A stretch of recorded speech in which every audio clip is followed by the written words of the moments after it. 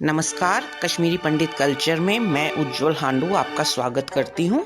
सर्दियाँ आने लगी हैं और आने वाले 2-3 महीनों में ही कश्मीरी पंडित परिवारों में मनाए जाएंगे कुछ विशेष त्योहार, जैसे खिचमावस, गाड़बत, शिशुर लागुन, मुंजोहर तहर इत्यादि। यह त्योहार केवल कश्मीर में रहने वाले हिंदू ही मनाते हैं, देश के अन्य भागों में रहने वाले हिंदू नहीं। यह त्योहार बहुत ही सिंपल हैं और इनमें कोई भी ज़्यादा पूजा पाठ आदि भी नहीं किया जाता, लेकिन फिर भी सभी कश्मीरी पंडित इन्हें पूरी श्रद्धा से मनाते हैं।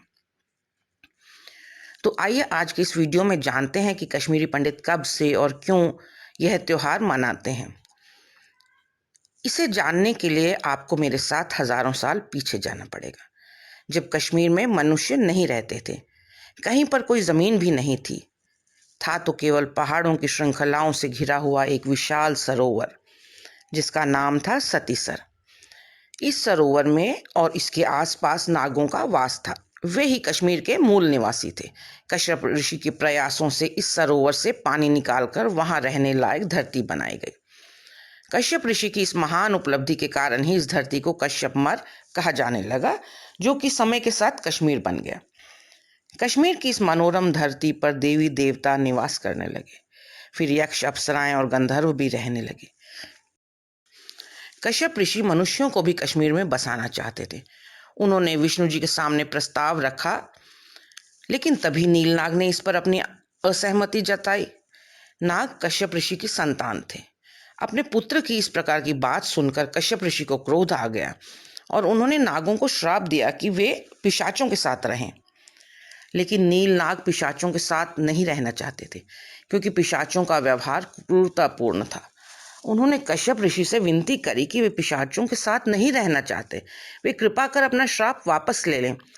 इस पर कश्यप ऋषि ने अपने श्राप को कुछ कम किया और कहा कि पिशाच केवल सर्दी के 6 महीने ही नागों के साथ रहेंगे और गर्मी के 6 महीनों में मनुष्य कश्मीर में नागों के साथ रहेंगे।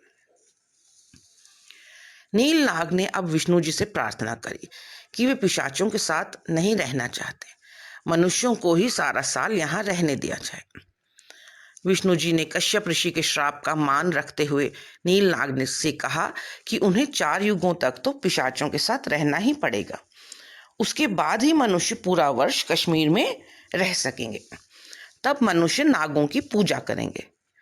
4 युगों के बाद मनुष्य सर्दी के महीनों में भी वहां रहने लगे, तो पिशाचों ने उन्हें बहुत तंग किया। फिर वे नागों के राजा नील के पास गए और उनसे प्रार्थना करी कि वो बताएं कि किस प्रकार मनुष्य अब सर्दियों के 6 महीने में कश्मीर में ठीक प्रकार से रह सकेंगे। नीलनाग ने तब उन्हें कई नियम बताए, जिनका पालन करने से सर्दी के महीनों में मनुष्य सुख शांति से कश्मीर में रह सकेंगे। इन नियमों का पालन करने पर यक्ष, पिशाच आदि उन्हें परेशान नहीं करेंगे। सभी कश्मीरी पंडित सर्दियों में नीलनाग के बताए हुए इन नियमों को मानने लगे। नीलनाग द्वारा कहे गए ये नियम धीरे धीरे कश्मीरी पंडितों के रीति रिवाज बन गए और आज तक सर्दी के मौसम में यह नियम पर्व के रूप में मनाए जा रहे हैं। यह सभी त्योहार बहुत ही प्राचीन समय से मनाए जा रहे हैं, जबकि लौगाक्षी मुनि के ग्रह सूत्रों की रचना भी नहीं हुई थी।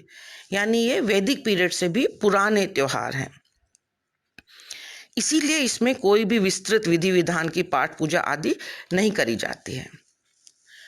हालांकि आज परिस्थितियां बदल गई हैं, लेकिन सदियों से चले आ रहे ये त्योहार आज भी कश्मीरी पंडितों द्वारा मनाया जाना इस बात का सबूत है कि हम आज भी अपने जड़ों से जुड़े हुए हैं। अपने पास्ट को हम अभी भी भूले नहीं हैं। तो यह था कश्मीर के विंटर फेस्टिवल्स पर मेरा ये वीडियो। आपको कैसा लगा? अगर पसंद हुआ हो तो लाइक और शेयर करें। अपने कमेंट्स मेरे चैनल पर ज़रूर पोस्ट करें और मेरे चैनल को सब्सक्राइब ज़रूर करें। एक नए वीडियो के साथ जल्द ही आपसे दोबारा मिलती हूँ। तब तक के लिए नमस्कार।